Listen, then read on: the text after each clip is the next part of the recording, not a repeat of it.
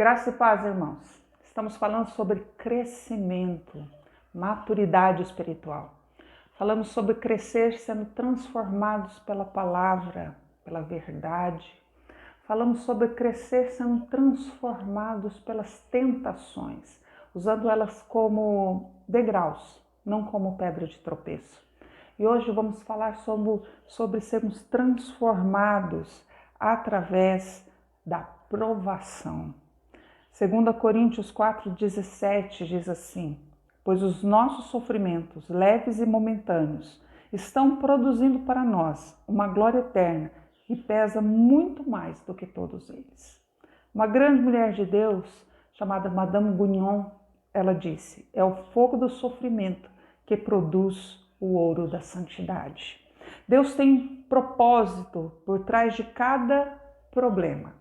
Ele tem um propósito. Ele usa circunstâncias para desenvolver o nosso caráter. Na verdade, ele utiliza mais as circunstâncias para mostrar o caráter do que a leitura da Bíblia, porque problema e circunstância a gente tem 24 horas. A vida está ali. Nós estamos nela 24 horas. Jesus nos alertou dizendo que no mundo nós teríamos problema. Ninguém é imune à dor ou livre de sofrer. Eu vi esses tempos atrás, eu até compartilhei com as pessoas, conversei com umas pessoas, de uma menina que ela nasceu com uma alteração genética em que ela não sente dor, nenhum tipo de dor. Outra menina que não sente medo, alterações genéticas. Mas não é o fato de não sentir medo ou não sentir dor que não vai ter problema. Muito pelo contrário, vão ter muito mais problema. Porque uma não sente dor, então faz qualquer coisa de uma forma destemida. E a outra não tem medo, então não importa o que vai acontecer. Vão ter problemas, então todos nós temos problemas. Ninguém tem a oportunidade de atravessar a vida sem problema. A vida é uma série de problemas. Você resolve um, o outro já engata. Você resolve um, o outro já engata. Às vezes não são grandes problemas, mas aqueles pequenininhos que vão vindo assim, um atrás do outro. Pedro, na sua primeira carta, no capítulo 4, verso 12, ele diz: queridos amigos, não se assustem, nem se admirem quando vocês passarem pelas provas ardentes que estão por vir, pois isto não é coisa estranha, nem fora do comum o que vai acontecer. Deus utiliza os problemas para nos levar mais perto dele. A Bíblia diz, Salmo 34:18, o Senhor está perto de quem tem o coração quebrantado e salva-os o de espírito abatido. Suas mais íntimas e profundas experiências de adoração vão acontecer nos dias mais sombrios. Quando seu coração estiver partido, você sente aquela sensação de que eu estou abandonado, a dor foi intensa. É nesse dia que a gente vai buscar muito mais intensamente a Deus. As nossas orações vão ser muito mais sinceras, autênticas, honestas diante de Deus. A gente não tem tempo no sofrimento para ter oração vazia, superficial. As orações são de alma, é rasgar a alma diante de Deus. Quando a vida é um mar de rosa, nós podemos passar o tempo adquirindo conhecimento sobre Jesus, imitando, citando, falando sobre Jesus, mas é somente no sofrimento que nós conhecemos a Jesus. Você vê Jó. Jó, no final do livro, ele fala: antes eu conhecia você, Senhor, Deus, de ouvir falar. Hoje eu conheço de contigo andar. No sofrimento nós conhecemos a Jesus de andar com ele. Deus podia ter mantido José fora da cadeia, Daniel fora da cova dos leões, evitado que Jeremias fosse lançado num poço de lama, que os 3 rapazes fossem jogados na fornalha de chamas, mas ele não fez. Ele deixou que os problemas acontecessem e por causa desses problemas, esses homens foram trazidos mais para perto de Deus. E por causa da vida desses homens, do testemunho desses homens, nós somos levados mais perto de Deus. por causa de como eles enfrentaram os problemas. Olha só que Paulo fala em 2 Coríntios 1:9. Sentimos que estávamos condenados à morte e percebemos como éramos fracos demais para socorrermos a nós mesmos. Isto, porém, foi bom, pois assim nos colocamos tudo nas mãos de Deus, o único que poderia salvar-nos, pois é capaz até de levantar os mortos. Esse versículo tem que ficar gravado, riscado na nossa Bíblia. Você nunca saberá que Deus é tudo o que você precisa, até que Ele seja tudo o que você tem. Entende? Romanos 8:28 e 29 é um texto que todos nós conhecemos e que fala que todas as coisas cooperam para o bem daqueles que amam a Deus, daqueles que são chamados segundo o propósito de Deus. A gente precisa compreender bem esse texto, a gente precisa entender bem o que esse texto está falando, porque algumas pessoas acabam desvirtuando o significado do texto e a gente acaba achando que Deus vai fazer com que a gente não tenha sofrimento, que entrega a sua vida para Jesus e seus problemas acabaram. E tem um monte de gente que fala isso e o texto não está falando isso. Não é isso, né? Olha só, o texto a gente tem que ir examinando. O texto começa falando, sabemos. Então a nossa esperança não é fundamentada em pensamento positivo. Não é fundamentada em pensamento positivo. Não é fundamentada em um otimismo natural. É a certeza que se baseia na verdade de que Deus tem um pleno controle do universo. Então a gente sabe disso. É daí que começa o nosso entendimento. Que Deus age. Há um grande projetista por trás de todas as coisas. Nossa vida não é resultado do acaso, da sorte, do destino. Existe um plano mestre, a história pertence a Deus. Deus controla, Ele está no controle, com o leme na mão. Nós cometemos erros, Deus não. Sabemos que Deus age em todas as coisas. Essa é uma versão diferente, tá? É uma versão diferente. Em todas as coisas. Sabemos que Deus age em todas as coisas. O plano de Deus para a nossa vida envolve tudo o que acontece. Os erros, os acertos, as dívidas, os divórcios, as infelicidades, a morte de pessoas queridas. Deus faz o bem aflorar da pior perversidade. Não são atos isolados, mas é todo um todo. É parte de um processo de Deus.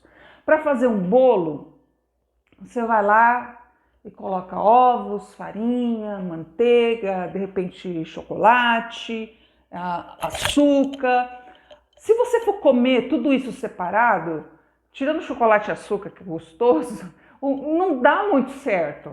Não dá muito certo. Separado não tem lógica, mas tudo junto, você entende como aquilo é bom. Se você tiver só coisas ruins acontecendo, a gente esmorece. Então Deus pega aquelas coisas ruins, coloca com as coisas boas, e tudo isso vai transformando o nosso caráter, vai nos levando mais próximos de Deus. Então todas as coisas acontecem, todas as coisas para o bem. Isso não quer dizer que tudo na vida seja bom. Foi o que eu falei. Tem muita gente que pega e acha que vem para Jesus, seus problemas acabaram. Não é isso. Não é isso. As coisas, nem tudo sai bem. Nem tudo sai do jeito que a gente quer. Grande parte do mundo é cruel. Existem muita gente má. Existem coisas que a gente para aqui na garganta e a gente não consegue entender. Mas Deus é especialista em extrair o bem de todas essas coisas. Ele é especialista. Você olha na genealogia de Jesus e você vê lá mulheres e homens que não tinham uma boa reputação. Mas Deus usou aqueles homens e mulheres para trazer Jesus de uma genealogia humana. O divino se manifestou. Então, Deus extrai o melhor do pior. Do pior. O propósito de Deus é maior do que os nossos problemas, nosso sofrimento, até mesmo o nosso pecado. Daqueles que o amam e são chamados. Gente, entende que esse versículo, essa promessa é para aqueles que são chamados filhos de Deus, não é para todo mundo. É para os filhos de Deus. De acordo com o seu propósito. Que propósito? Que sejamos iguais a seu filho. Tudo que Deus deixa acontecer na nossa vida é acontecido por causa desse propósito. É para refletir em nós cada dia mais Jesus Cristo. E como nós precisamos edificar esse caráter de Cristo em nós. Nós somos joias sendo moldadas ali com martelo e cisel. Não sei se você já viu aqueles martelinhos pequenininhos. Cisel é uma como se fosse uma espátula em que ele vai batendo assim, o martelinho no cisel, na pedra, para tirar as beiradinhas, as lasquinhas, para esculpir. É assim. Só que se esse martelinho não for o suficiente, o joalheiro vai pegar um martelo maior. Se não for suficiente, ele vai pegar um maior. Se não for suficiente, ele vai pegar uma marreta. Se não for suficiente, ele vai pegar uma britadeira. Ele vai usar o que é necessário para nos transformar. Para cada um de nós sermos transformados, para o nosso caráter ser semelhante ao caráter de Jesus. Para que a gente tenha essa fibra moral de Jesus, que os nossos músculos espirituais estejam, sabe assim, cada dia mais sendo desenvolvidos, fortes, para a glória do Eterno Pai. Paulo disse, sabemos que essas dificuldades produzem paciência e a paciência produz caráter. O que acontece exteriormente em sua vida não é tão importante o que acontece dentro de você. As circunstâncias da vida são temporárias, mas o caráter dura para sempre. A Bíblia frequentemente compara as provações ao fogo que refina o metal, queimando as impurezas. Um ourives, que é quem trabalha com ouro, com prata, foi perguntado para ele, como é que você sabe quando a prata está pura? Ele disse, é quando eu vejo o meu reflexo nela. Aí eu sei que ela está pura. Então, quando você e eu somos refinados pelas provações, as pessoas podem ver o reflexo de Jesus em nós. Tiago disse, sob pressão, a sua fé é forçada para fora e verdadeiramente se expõe. Visto que Deus tenciona torná-lo semelhante a Jesus, ele o fará passar pelas mesmas experiências que Jesus passou. Isso inclui solidão, tentação, pressão, críticas, rejeição e muitos outros problemas. E como nós reagimos diante dessas circunstâncias? Como é que Jesus nos ensina a reagir diante dessas circunstâncias? Os problemas não produzem automaticamente a vontade de Deus. Muitas pessoas se tornam amargas em vez de melhorar. Diante dos problemas, elas recuam e, na verdade, parece que elas ficam piores do que quando começou a situação. Como a gente tem que reagir de acordo com Jesus, é lembrar de que o plano de Deus é bom. Ele sabe os planos que ele tem para nós. Ele fala lá em Jeremias, eu sei que pensamentos têm a teu respeito. E tenho pensamentos de paz para te dar um futuro cheio de esperança. Então, o que Deus tem para nós não é dor e sofrimento, é esperança, é paz. E José compreendeu essa verdade quando ele estava falando com seus irmãos que venderam ele como escravo. Ele disse, vocês planejaram mal contra mim, mas Deus tornou em bem. Ezequias, o rei Ezequias, expressou isso quando ele disse que ele estava sofrendo, que ele uma doença que ia tirar a vida dele. Ele falou, foi para o meu benefício que eu sofri. Sempre que Deus diz não a um pedido de alívio, ele está fazendo melhor. Ele está nos treinando para viver o melhor. É vital que a gente compreenda o plano de Deus, não o problema. não o sofrimento, mas o plano de Deus. Manter o olhar firme em Jesus. Jesus é o líder, Jesus é o orientador. Tem uma moça chamada, ela já faleceu, né? Corrie ten Boom.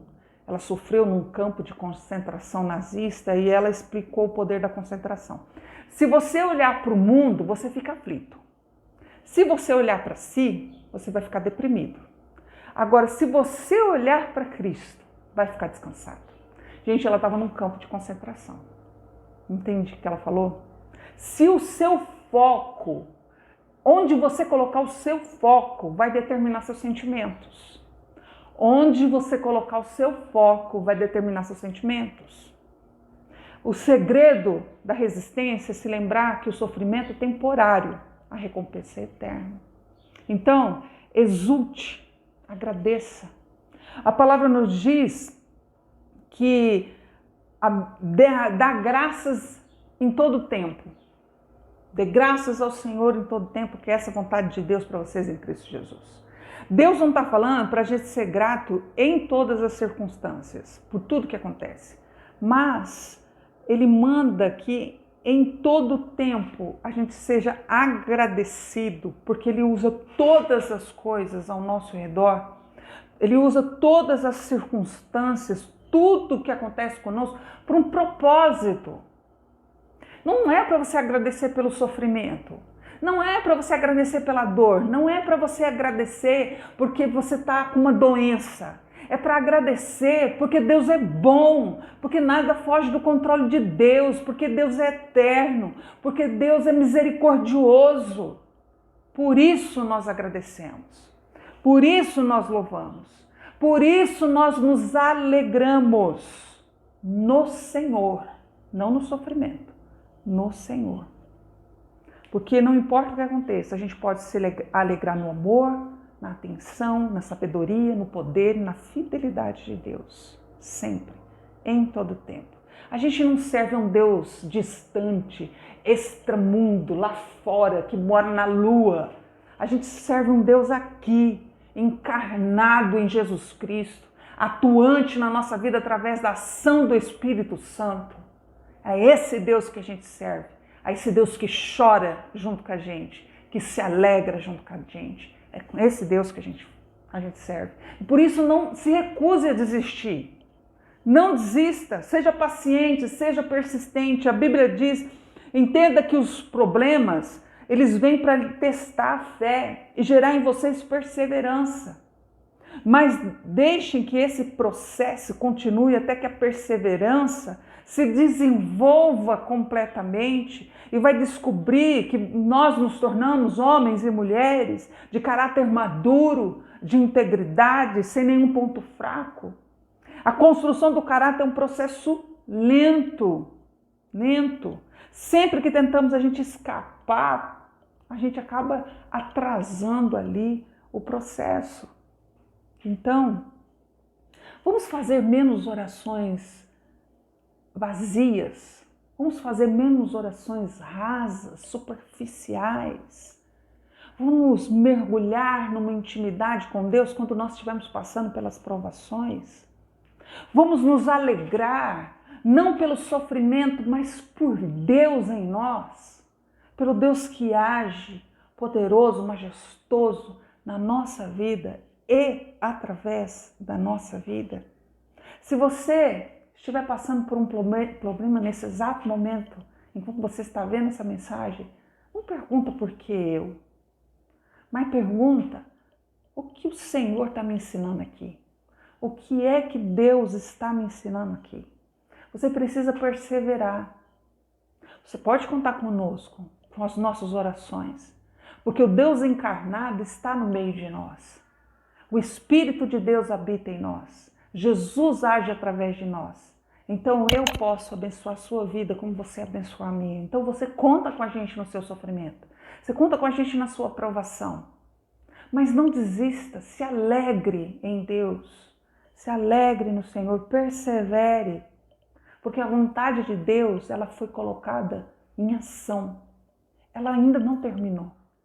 Quando ela terminar, isso vai passar. Porque a leve, momentânea tribulação traz em nós eterno peso. de glória. Então, não desista, cresça, cresça. Vamos deixar as fraldas e o sapatinho de crochê e vamos crescer. Porque provação todo mundo vai passar. Mas só que nós passamos com Jesus aqui, ó, do nosso lado. Com o irmão aqui, do nosso lado. E nós passamos por ela dando graças por Deus agindo em nós e através de nós. Deus abençoe sua vida. Um grande beijo. Paz.